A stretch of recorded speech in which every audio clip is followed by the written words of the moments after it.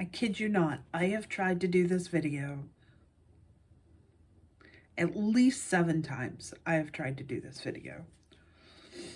And finally, it was not working for me. I put the cards away. I went and did some stuff, and now I've come back again. And I honestly questioned whether I was going to do this video or not. You're gonna hear traffic. But I feel like I need to do it. So, here comes a dump truck, but it's gonna be going by.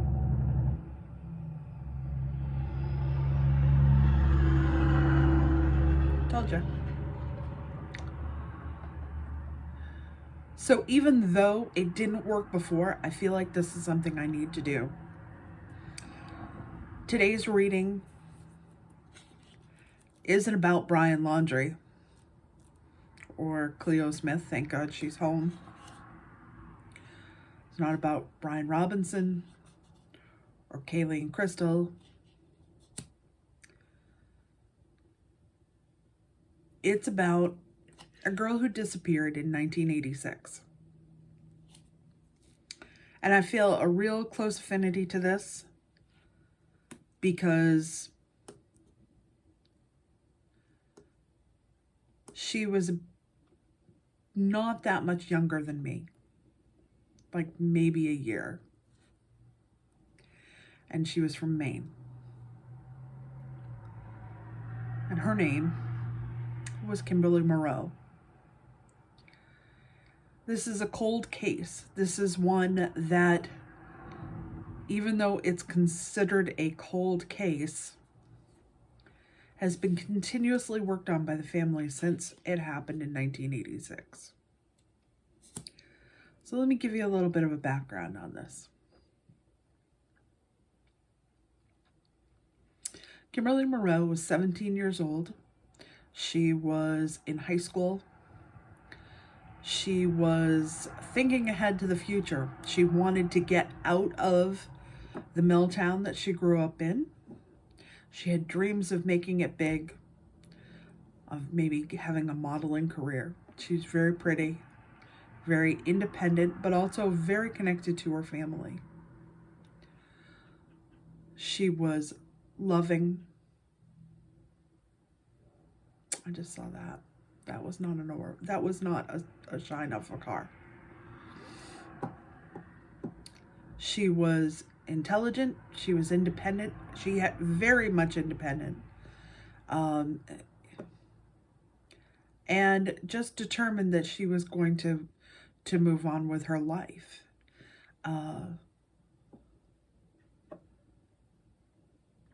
She went out on May 10th. She went out with her best friend and a couple of others. I should say she went out with her best friend to start with, supposedly, and came back home about 1 o'clock in the morning of the 10th. Her sister was home, and her sister spoke with her. There was a quick bathroom break. She came in, checked her makeup. She was always, like perfectly done up. Her father would joke and say, took her forever to do her whole routine. She was very distinct in how she looked and how she dressed. She told her sister she was going out for an hour. She'd be back. Sister didn't think anything about it. Said, okay. And their parents were out. Their parents were at a party. That was the last time that anybody in the family saw Kimberly. She was picked up by a car with an acquaintance driving. The car was owned by another person.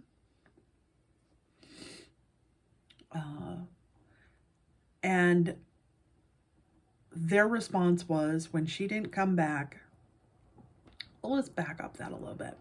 Back in 1986, when someone went missing, You couldn't report them missing for 48 hours, and the police in this town believed that she was a runaway, despite the fact that there was nothing that would actually say she was a runaway. She was very close with her family.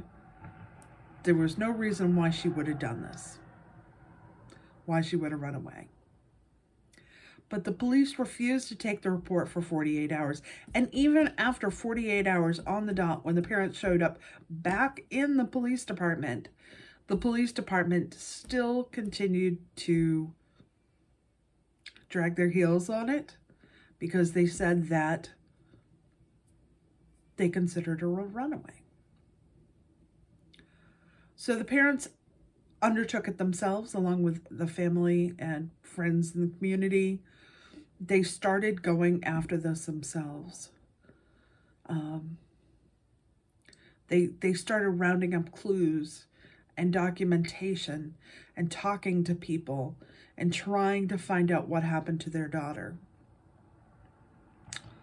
They were told by someone that she had gotten dropped off the night before, about a quarter of a mile from the house, down a dark street.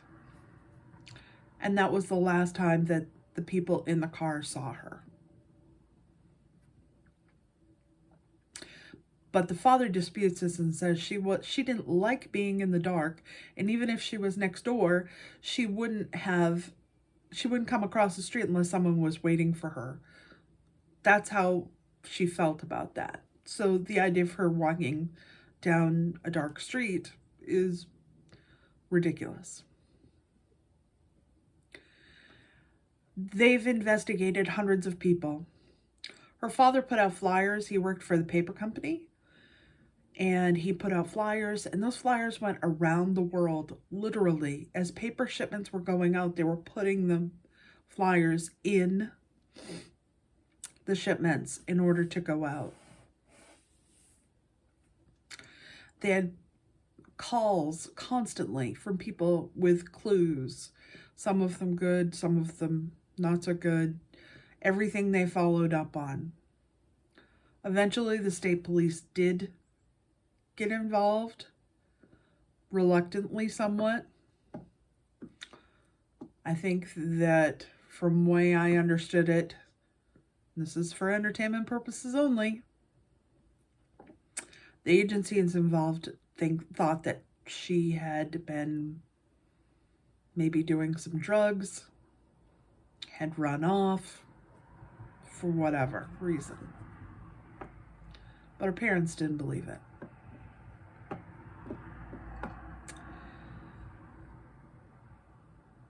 Kimberly Moreau has become the poster child for cold cases in the state of Maine. I dare say that her case has become the reason, one very good reason why the state has instituted a cold case unit. This is fairly recent. This is not something that goes back a ways. And there are a lot more people who are missing in the state of Maine. But Kimberly, because of the persistence of her family, not to say it's any different. She was a Gabby Petito before social media. Had this happened then, we probably would know where she is today. As it is, they continue to search for her body. The parents, her father is, it's been 35 years. He just wants to know where his daughter is. Her mother passed away from cancer. And this is still a daily struggle for the family. So for myself, this is the case that I have followed over the years. There's the saying, there but for the grace of God go I. The day I looked at that picture of Kimberly, it felt like I was looking at me.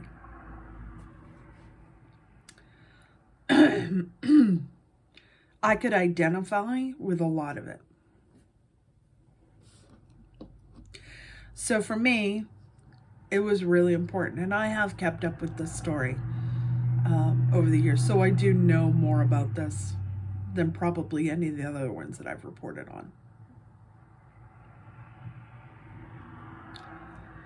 So when I decided I was going to do this drawing, I know I've been doing a lot of talking. People hate the talking, but I think it's important that you know this. So when I decided I was going to do this reading, I did my usual meditation and I asked which card would be used to represent. And this is for the case as a whole. What card would be represented for this case? So what I got was the Nine of Swords. It's a really powerful representation. You're looking at someone who seemingly has everything and yet is still bothered by what is there or worries that they have. There's real anguish on this person. And I think that card really does represent the family very well.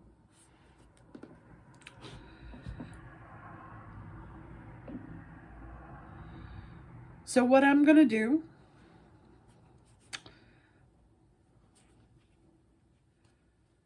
I'm going to start off with the Rider-Waite, and I'm going to ask my spirits and guides and angels to help us with this reading. If you can come forward. I would like some help with this. I don't expect me to find answers necessarily, but anything we can discover would be helpful. For Kimberly Moreau, I would like to know, first of all, did she run away? I know what my heart tells me, what they believe. Did she voluntarily run away?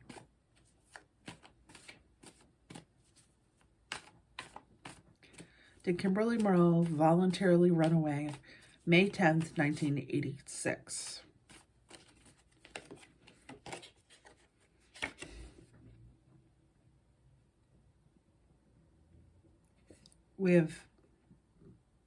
This is Michael, by the way. Archangel Michael watching over us.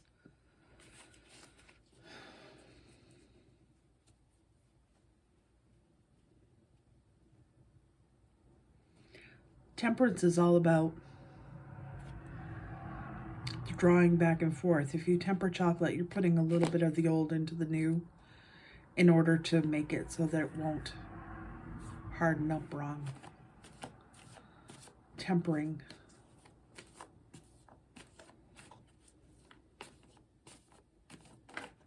Old into the new.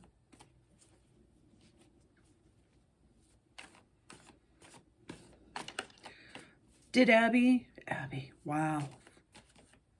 I don't know where that came from. Did Kimberly voluntarily run away? Did Kimberly voluntarily run away that night?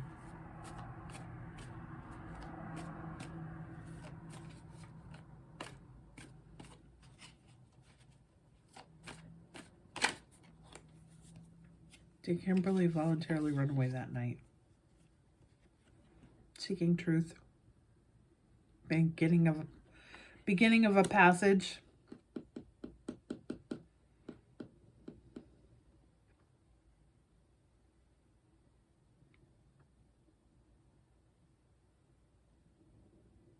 Seeking truth.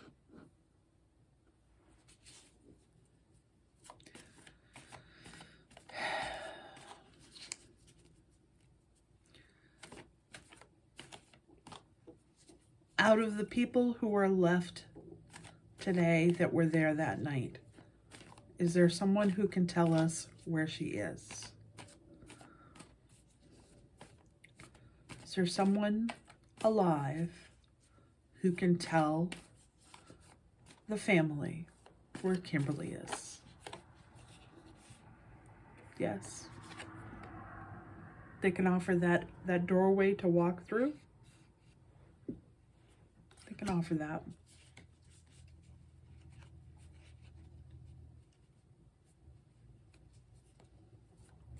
Will this happen? Will they find Kimberly?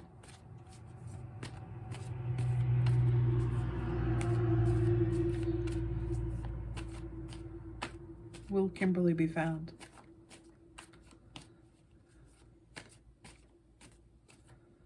Earlier when I did this, I kept running into like dead spots. Like it was just, the energy would just go away.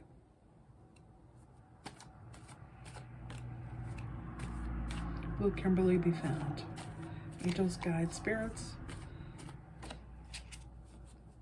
Michael, Archangel Michael, can you help us with this?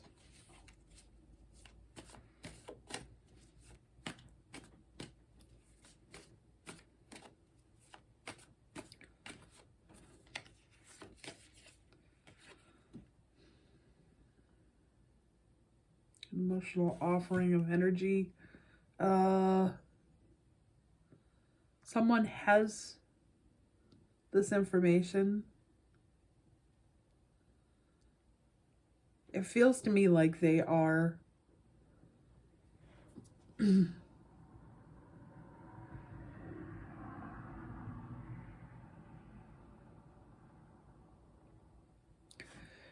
this is the truth inside them.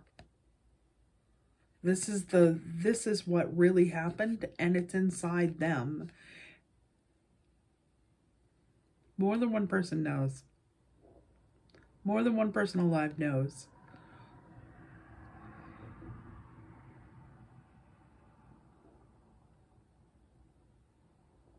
But this thing inside is what's eating them up.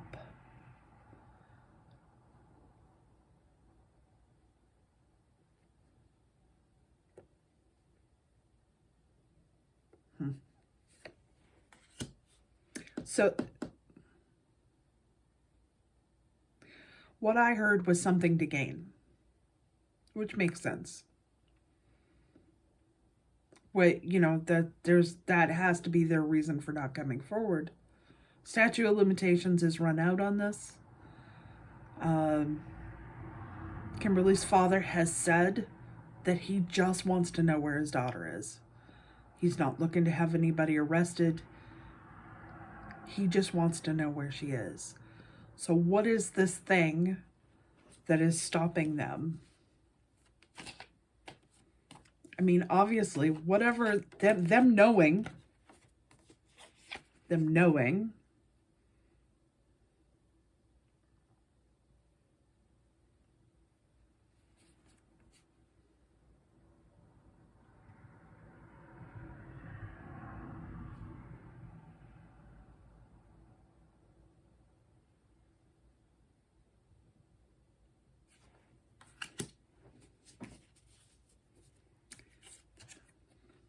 if you look at the bottom of her gown, it looks like water and the moon. Light. This almost looks like a waterfall to me. And rocks. Is Kimberly in the water? Is Kimberly's body in, or was it in water? And that's a pretty big river that goes down through there. Is Kimberly's body in water?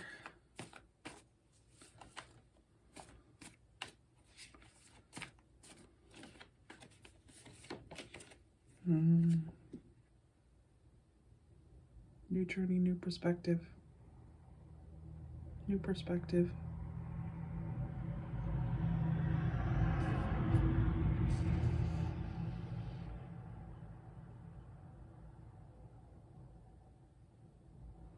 Tying themselves up even though they could get free if they wanted to.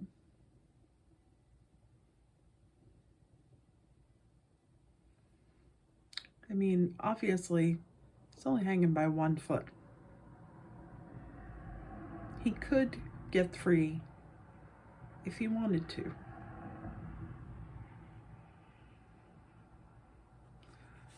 Down here's all the knowledge.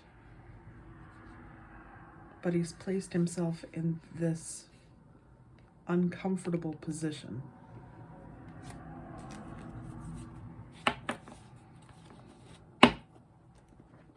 I'm gonna try going over to these cards. Oh, let's do that. Let's do the enchanted map.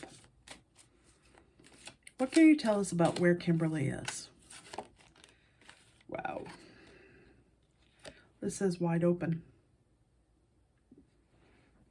suggesting she's in the wide open. Now, they have looked for her in the river. They have looked for her in the forest. They have looked for her in a former mine. Not to mention all the other places that we don't necessarily know about. They have looked for her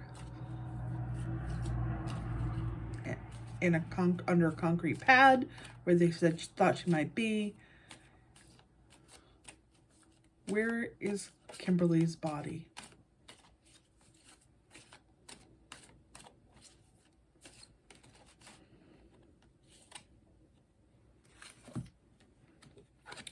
Sacred pool and stuck in the mud. Oh, wow. I have like wicked chills.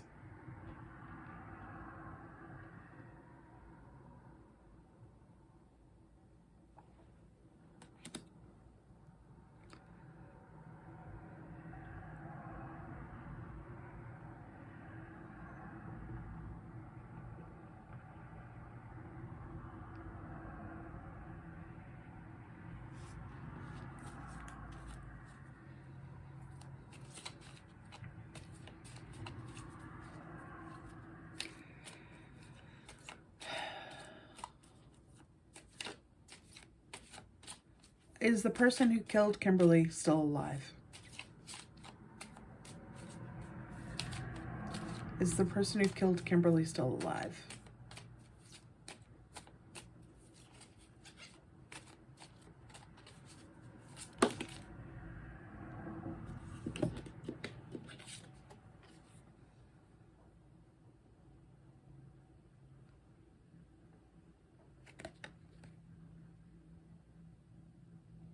Slow and steady, and it's upside down.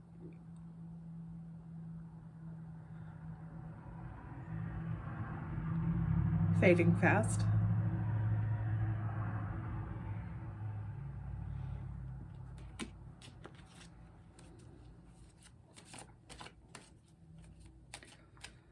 Will we find Kimberly's body? Will we find Kimberly? Fudge. Wow.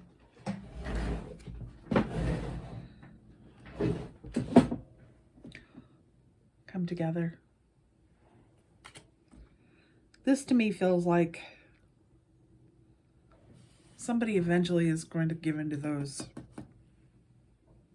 ghosts, so to speak,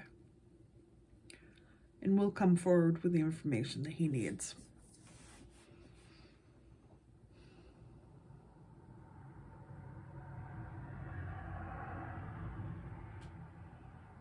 Or someone who has the information is going to come forward.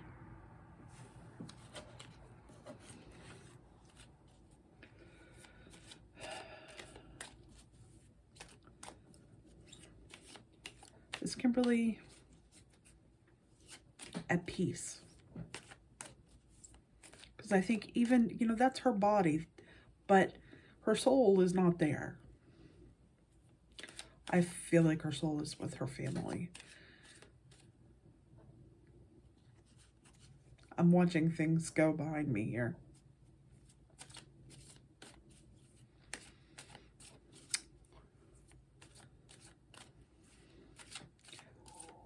Is Kimberly at peace?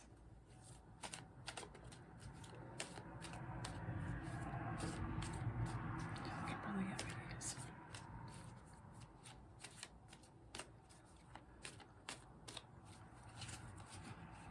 I would say yes. Education. She's learning how to deal with what happened.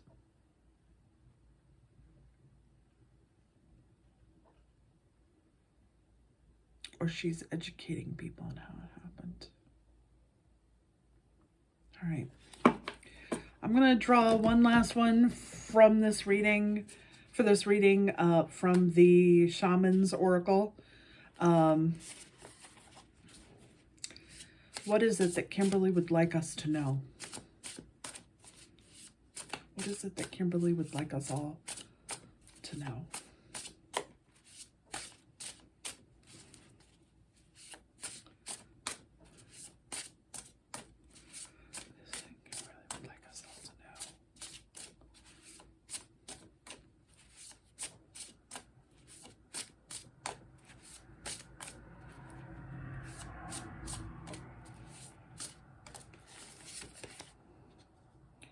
Grace and generosity.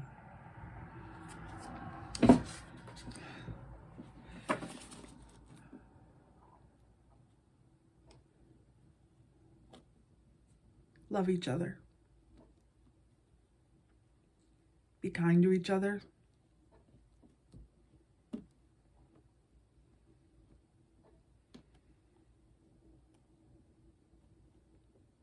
Love them while you can.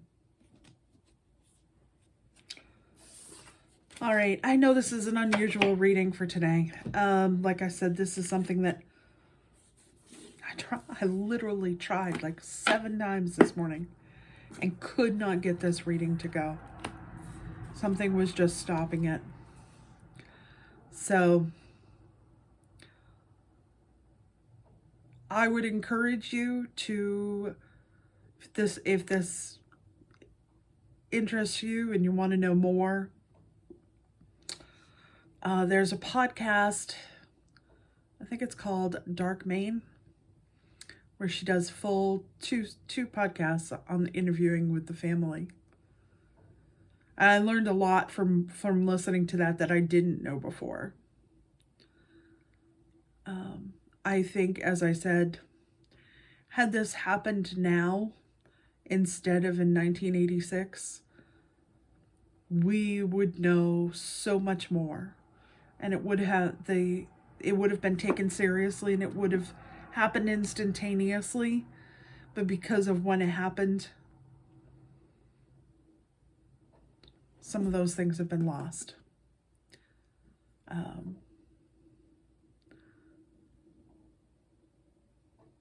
I can't imagine with having this knowledge all of these years and not letting it out that this hasn't destroyed somebody. Because somebody obviously knows. All right, so it's a heavy one for today, and I apologize for that, but I did want to get this done. This one's for Kimberly. And she's a real beautiful soul. So, all right. Thank you all for joining, and I hope you have a wonderful weekend. I'll be popping in occasionally, so blessings from Maine. Bye-bye.